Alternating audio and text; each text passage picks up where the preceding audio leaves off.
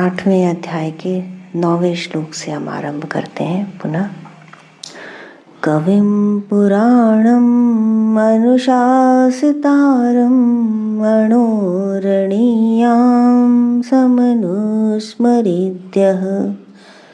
सर्वस्य धातारमचिन्त्यरूपम् आदित्यवर्णं तमसः परस्तात्।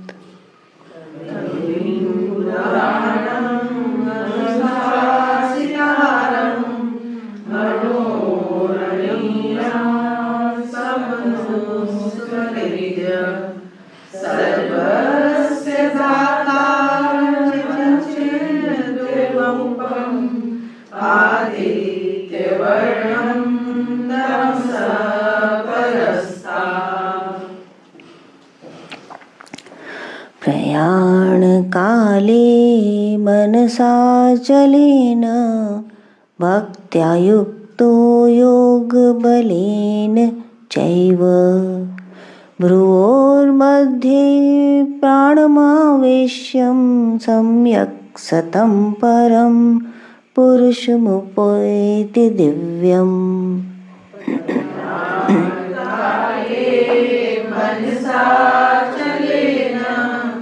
भक्त्या युक्तो योगबलेन भ्रुवोर्मध्ये प्राणावेश्य सम्यक् सतं परं पुरुषमुपैति दिव्यम्। यदक्षरं वेदविदो वदन्ति विशन्ति यद्यतयो वीतरागाः यदच्छन्तो ब्रह्मचर्यं चरन्ति तत्ते पदं संग्रहेण प्रवक्ष्ये।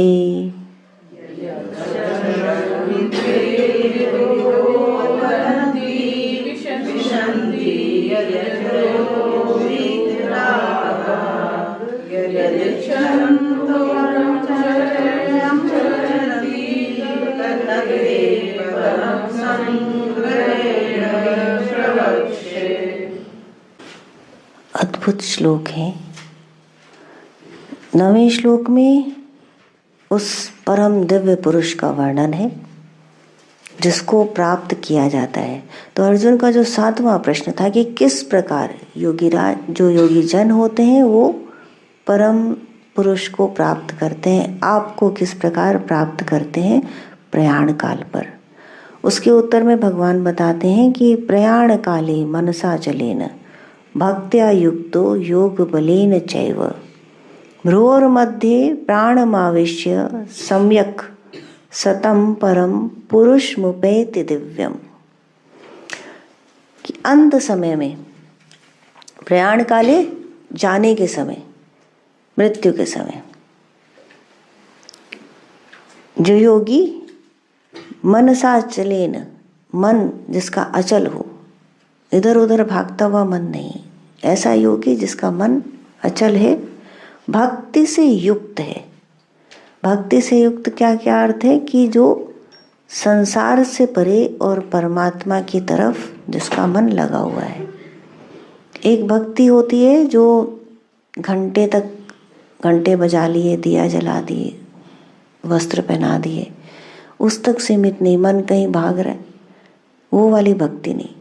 वो भक्ति कि कर कुछ भी रहे लेकिन मन भगवत चरण में अर्पण है, उसी के प्रेम में, उसी के चिंतन में, उसी के आश्रित। मय्या मनो वे माम नित्य युक्ता उपासते, मय्या वेश्य मनो ये माम नित्य युक्ता उपासते श्रद्धया पर्योपेताम ते में युक्त तमामता। कि श्रद्धा से जो इनका मन मुझ में ही अर्पण रहता है वो मुझे ही प्राप्त करते हैं। तो ऐसे भक्ति युक्त जो योगी जन हैं वे अपने योग बल से, अब ये योग बल कौन सा, जो भगवान ने पहले बताया कि अभ्यास योग युक्तेन चेतसा नान्य गामिना, कि अभ्यास योग क्या था जो अभी पहले हमने बात की थी कि बार बार ध्यान करने बैठे, बार बार जा रहा है मन, उसको बार बार लौटा के लाए। तो ये जो अभ्यास है, इसका निरंतर पालन थ्रू आउट योर लाइफ, पूरे जीवन पर्यंत यदि आपने किया है कि इधर उधर जाते मन को हम बार बार लौटा के प्रभु चरणों में लाए हैं, तो उससे दृढ़ता आ जाती है। क्योंकि छोटी मोटी कठिनाइयों से हमारा मन भाग जाता है। अब मृत्यु तो बहुत बड़ी कठिनाई है, और सामने खड़ी है यदि मृत्यु, तो निकलने वाली आत्मा अपने जो जीवात्मा है वो अपने शरीर के लिए तड़पती है, अपने परिवार के लिए तड़पती है, अपने धन संपत्ति के लिए तड़पती है, जिसका जीवन भर चिंतन किया। लेकिन यदि जीवन भर भगवान का चिंतन किया तो वो उस तरफ देखती ही नहीं और तुरंत निकल जाती। तो प्रयाण काले मनसा चलेन भक्त्या युक्तो योग बलेन चैव भ्रूर मध्य प्राणमाविश्य। तो वो योगी जन क्या करते हैं, वो हृदय देश पर गहरा आसन लगाकर और मन को खींचकर वहाँ बिठाते हैं। धीरे धीरे चित्त की सीढ़ियाँ चढ़ते हुए दोनों भवों के बीच में, भ्रू और मध्य दोनों भवों के बीच में अपनी पूरी प्राण शक्ति को एकत्रित कर लेते हैं। और जैसे ही उनका अंतकाल आ जाता है, समय आने पर वो ब्रह्मरंध्र से प्राण त्याग देते हैं। आदि शंकराचार्य इसी बात को बता रहे हैं। अचल मन से पहले हृदय कमल में चित्त को स्थिर करके फिर ऊपर की ओर जाने वाली नाड़ी द्वारा चित्त की प्रत्येक भूमि को क्रम से जय करता हुआ भ्रिकुटी के मध्य में प्राणों को स्थापन करके भली प्रकार सावधान हुआ परमात्मा स्वरूप का चिंतन करता है, वह ऐसा बुद्धिमान योगी कविम पुराणम इत्यादि लक्षणों वाले उस दिव्य चेतनात्मक परम पुरुष को प्राप्त होता है। सो ये एक प्रोसेस है जिसको क्लियरली भगवत गीता हमें बताती है। पर ये ऐसे लगता है कि कितना आसान है, ऐसे ठीक है, ये मालूम पड़ गया, अब जाने के समय हम ये कर लेंगे और हमको भगवान मिल जाएंगे। लेकिन ऐसा हो नहीं पाता है, क्योंकि ये आसान नहीं है।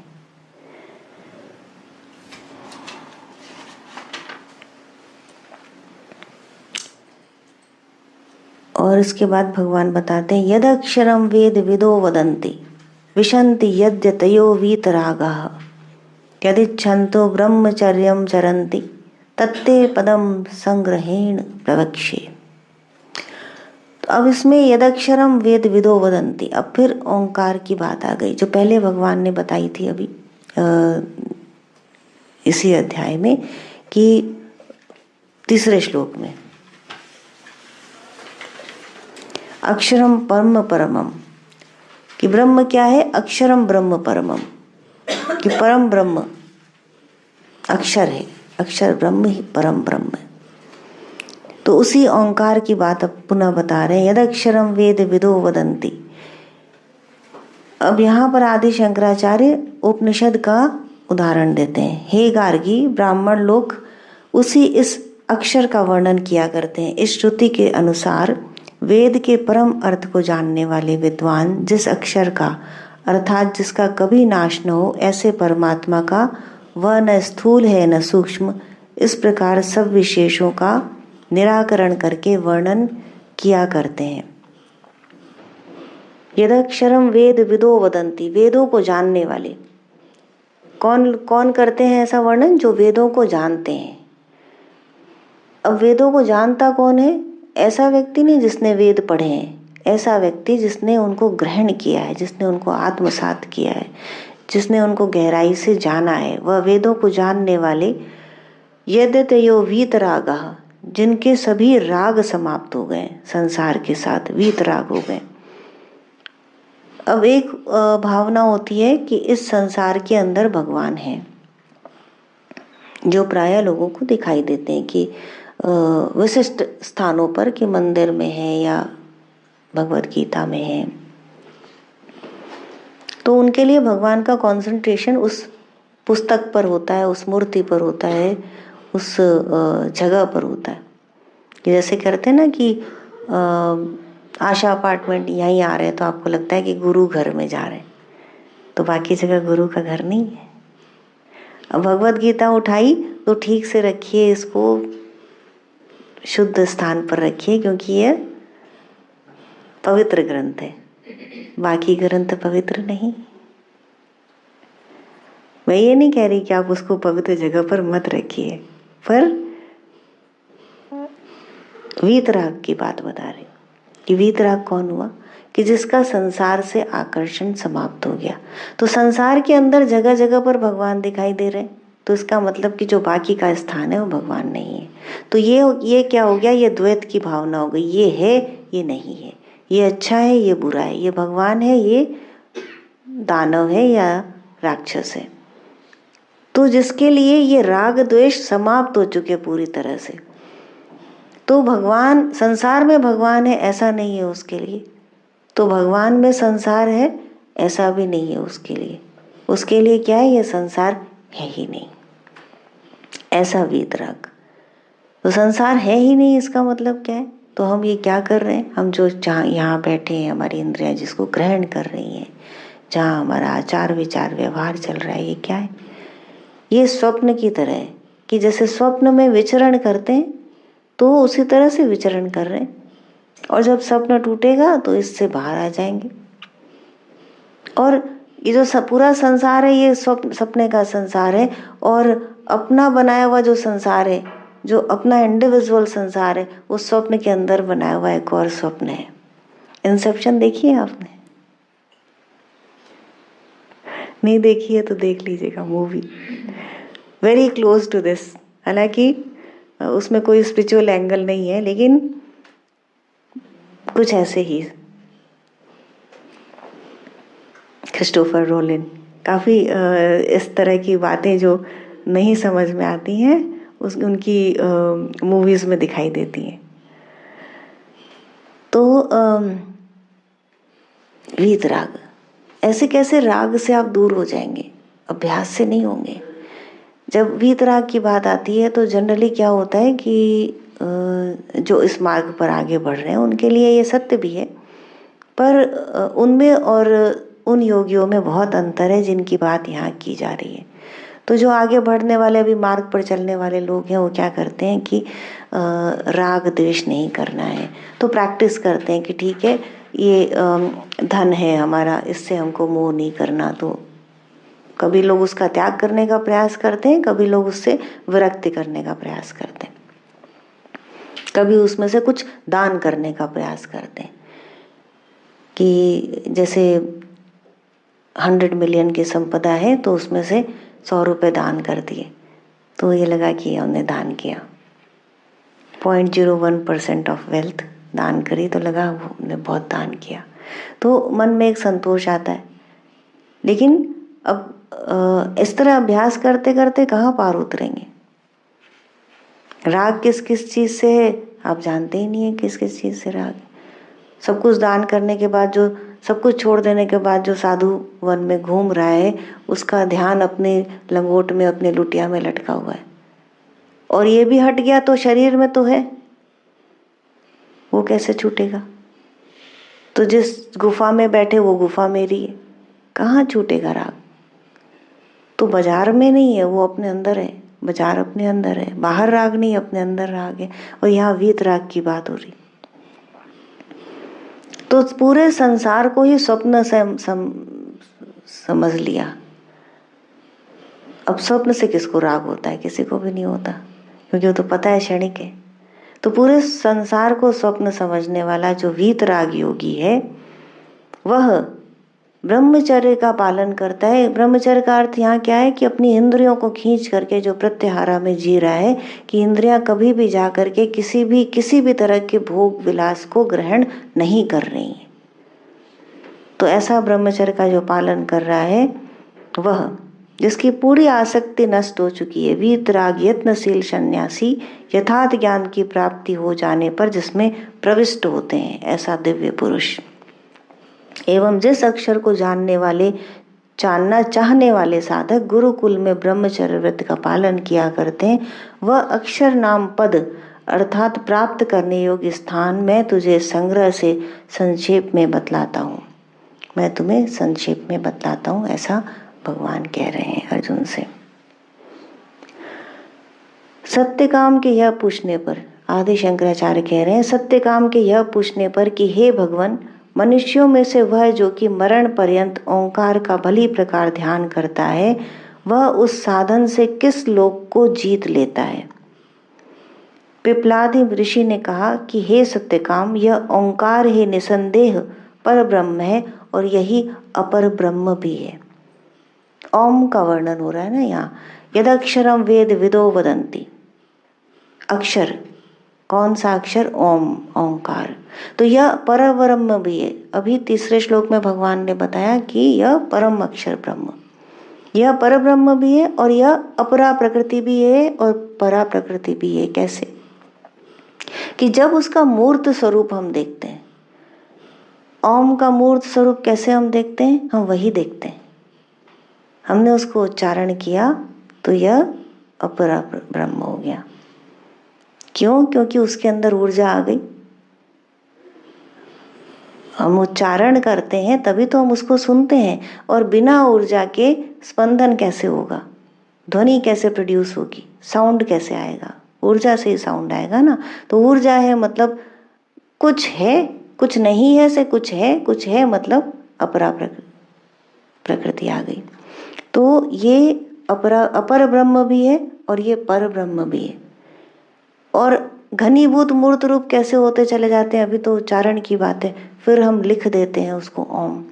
लोग पिक्चर बना के ओम की लगा देते हैं कि हम मूर्ति पूजक नहीं है, तो क्या हम किसके पूजक हैं? हमने ओम साइन बना के लगा दिया, हम निराकार ब्रह्म की पूजा कर रहे हैं। भाई, जो तुमने ओम बनाया है ये भी साकार ही है, ये निराकार कैसे हुआ? ये भी तो साकार ही है। तो अपने आप को क्यों भ्रम में डाल के बैठे हो? ब्रह्म में तो जी ही रहे हैं, और भ्रम के अंदर और भ्रम का निर्माण करते चले जाते हैं। दूसरों से हम खुद को अलग करते जाते हैं। तो जितने भी ये डिविजन्स हैं, जितने भी ये जो हमारे माइंड की कंडीशनिंग है, ये केवल डिविजन्स पैदा करती हैं कि हम इसकी पूजा नहीं कर रहे, हम इसकी पूजा नहीं कर रहे। हम तो सबकी पूजा कर रहे हैं। हम पूरे प्रकृति की पूजा कर रहे हैं, जो प्रकृति से पार है उसकी भी पूजा कर रहे हैं। तो दैट इज निराकार। निराकार का मतलब क्या हुआ? जैसे एक मिरर है। अब मिरर के अंदर, मिरर का आप कहें कि मिरर की कौन सी छवि है, मिरर का कौन सा कलर है, मिरर में क्या क्या, मिरर एज मिरर उसका क्या शेप है, क्या कलर है, क्या आकार है? कुछ नहीं। वो तो उसके सामने जो है उसको रिफ्लेक्ट कर रहा है।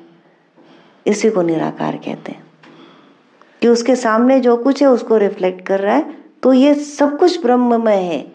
संसार का आपने जो रूप धरा, वो संसार उसमें रिफ्लेक्ट होके दिखाई दे रहा है। दैट इज मिरर स्वरूप। यही स्वप्न है। और जब ये स्वरूप हट जाता है तो उज्जवल प्रकाश, कुछ नहीं, केवल वही वह परम ब्रह्म है। तो वही अपरा प्रकृति है, वही परा प्रकृति है, वही ओंकार, जो 3 मात्राओं वाला ओंकार है, वही सर्वत्र है। तो मात्रात्रय अ उ म 3 मात्राएं होती हैं। तो जागृतावस्था, स्वप्नावस्था और सुप्तावस्था को अभिव्यक्त करती हैं। ये कहा तो सुषुप्तावस्था, कहा तो इन बिटवीन स्वप्न की अवस्था, जिसमें ये भी है और वो भी है, दोनों का मिला जुला संगम। और कहा तो जागृत हो गए, और ओम कह दिया तो प्रकृति जनित हो गई, अपरा प्रकृति। और जब वो आत्मसात हो गया, अंदर उतर गया, पर ब्रह्म जिसका वर्णन नहीं किया जा सकता, अवर्णनीय, तो वह हो गया बिना मात्रा के तुरीयावस्था। जो कोई इस 3 मात्रा वाले ओम, इस अक्षर द्वारा परम पुरुष की उपासना करता रहता है इत्यादि वचनों से, तथा जो ब्रह्म धर्म से विलक्षण है और अधर्म से भी विलक्षण है, धर्म और अधर्म से परे, अच्छा या बुरा, ऐसा होना चाहिए, ऐसा नहीं होना चाहिए, ये दोनों बातों से जो परे है, इस प्रकार प्रसंग आरंभ करके फिर समस्त वेद जिस परम पद का वर्णन कर रहे हैं, समस्त तप जिसको बतला रहे हैं तथा जिस परम पद को चाहने वाले ब्रह्मचर्य का पालन किया करते हैं, वह परम पद संक्षेप में तुझे बतलाऊंगा। वह है ओम। ऐसा यह एक अक्षर इत्यादि वचनों से कठोपनिषद में उसी ओम का, ओंकार का वर्णन है।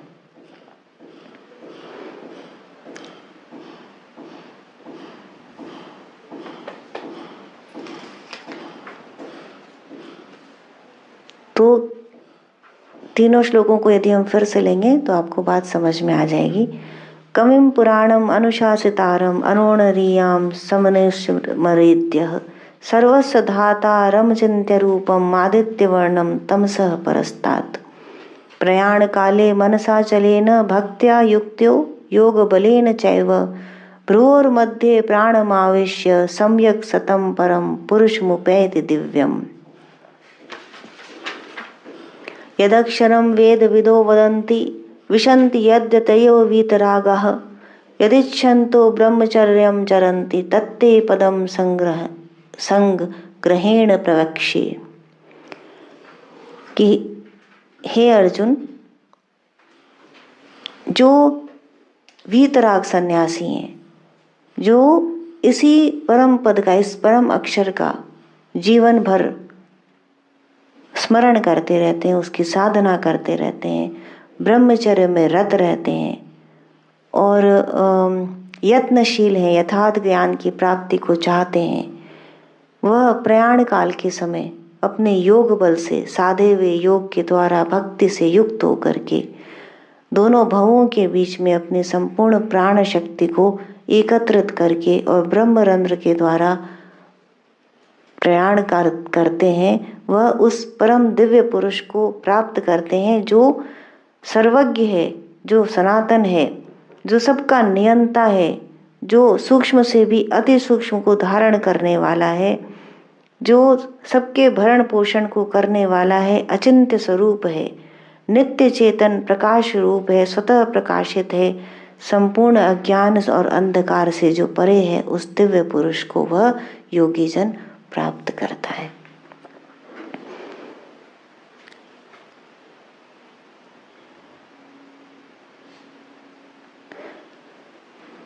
तो इस प्रकार जो सिद्ध ब्रह्म ज्ञानी योगी होते हैं वह प्रयाण करते हैं। और यदि हम उनको और अधिक बात से जानना चाहते हैं तो यदि हम योगीराज के बारे में बात करें, शिलारी महाराज के बारे में, तो उनका तो आना या जाना उनका कोई मतलब नहीं है। जब उनका शरीर था तब भी वो कैसा शरीर था कि जिसकी फोटो नहीं आती थी, ऐसा शरीर था ऊर्जा में। और रिटायर होने के बाद में वो किस प्रकार अपने कक्ष में बैठे रहते थे बिना पलक झपकाए,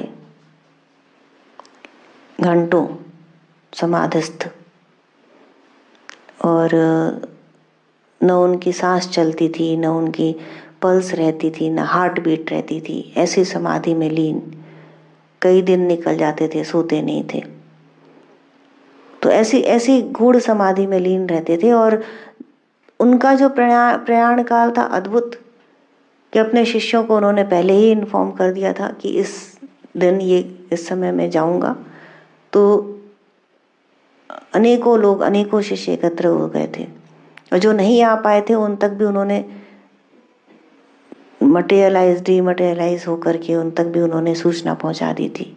प्रकट होकर के कितने ही लोगों को उन्होंने संदेश दिया कि मैं जाने वाला हूँ। तो सबके बीच में, शिष्यों की गैदरिंग के बीच में वो लोटस पोस्चर में बैठे हुए योगीराज, और 3 बार वो अपनी जगह पे घूमे और प्राण त्याग दिए उन्होंने। तो इस तरह से योगियों की समाधियां हुआ करती हैं।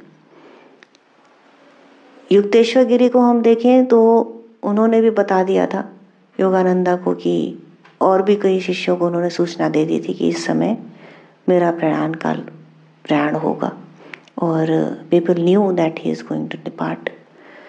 योगानंदा उनको अपने गुरु को ट्रेस करते रहे और वहाँ पर पहुँचते हैं वो भी। तो ये इंसिडेंट को हम पढ़ सकते हैं। योगानंदा लिखते हैं, in a few days our little group reached Calcutta eager to see Shri Yukteshwar.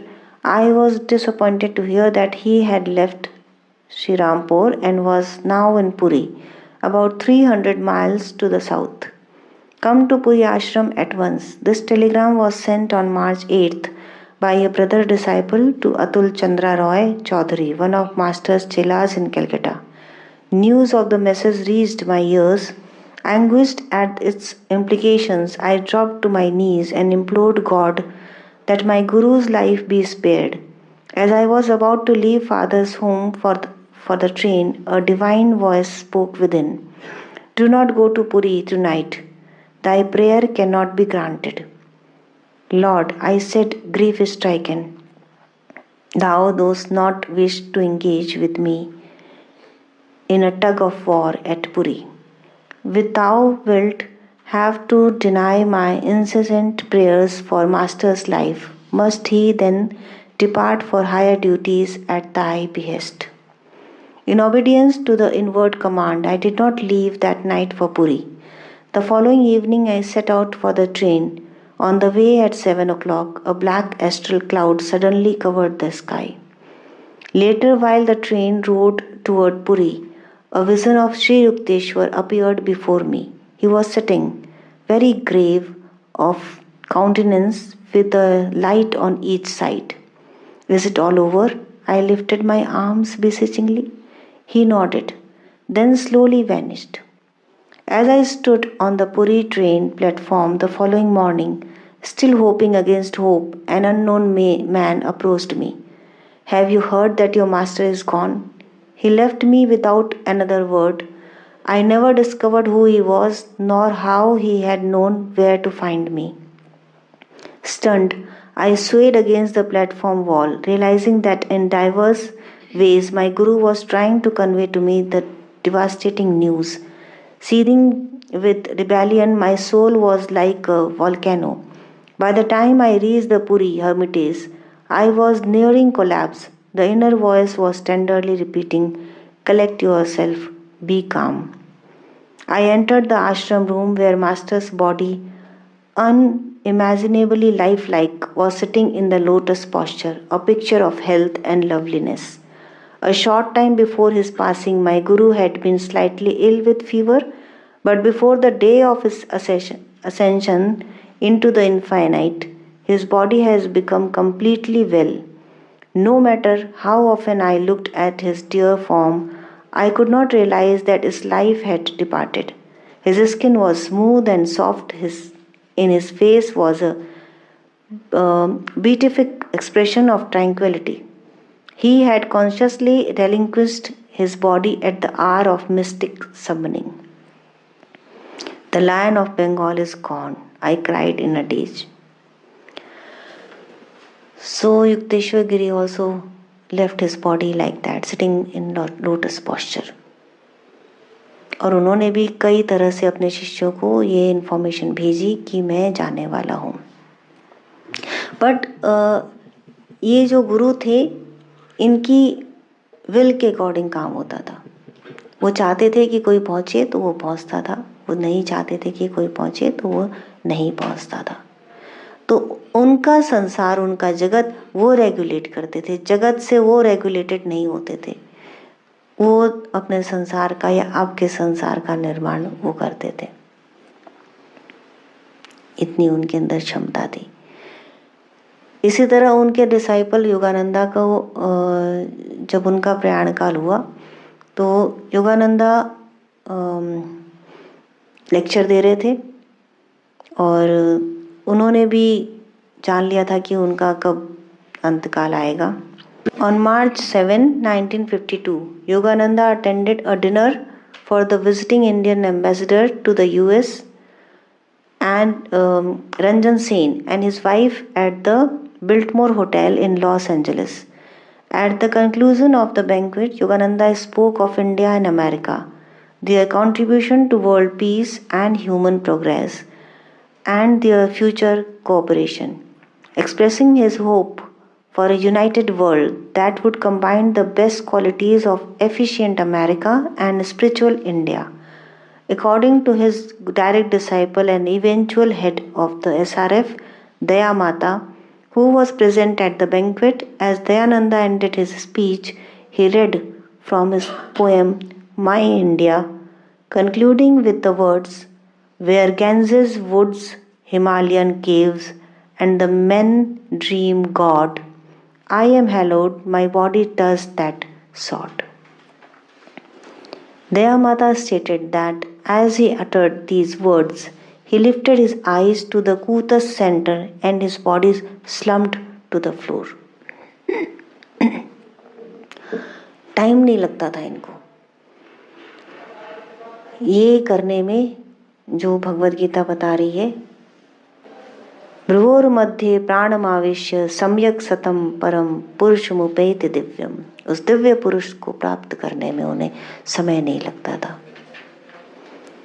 बात करते करते, बोलते बोलते अपने प्राणों को एकत्र पहले से ही कर रखा था। ये जीवन भर का अभ्यास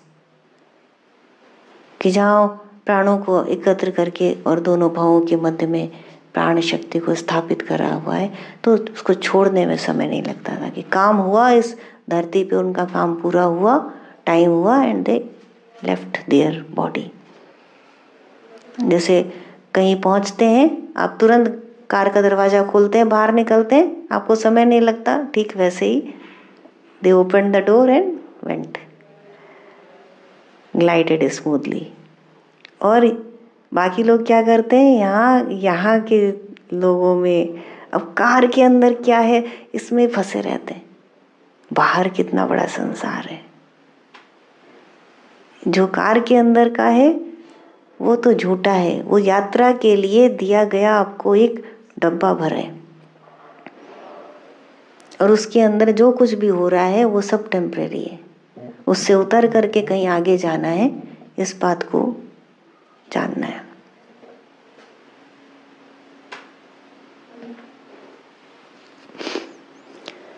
तो ऐसे गुरुओं का जब हम स्मरण करते हैं, उनको याद करते हैं कि कैसे उन्होंने प्रयाण किया यहाँ से, और भगवद गीता में यही बात लिखी है कि योगी जन किस प्रकार प्रयाण करते हैं, साधारण लोगों के बस का नहीं। योगी जन इस प्रकार प्रयाण करते हैं और इस प्रकार वे उस दिव्य पुरुष को प्राप्त करते हैं जिसे हम मोक्ष कहते हैं। तो ये है मृत्यु पर्यंत, मृत्यु के बाद जो देह की मृत्यु है, इसके बाद वो जो अपनी ही सत्ता है उसमें ब्रह्मलीन हो जाते हैं। और ऐसा करने वाले जो योगी जन हैं वो उस जीवन काल में ही भगवान को प्राप्त कर चुके होते हैं, वो ब्रह्म ज्ञानी ऑलरेडी होते हैं, और तब वो अपने इस देह को छोड़ते हुए और अपने सत्व को प्राप्त कर लेते हैं। जय श्री कृष्ण।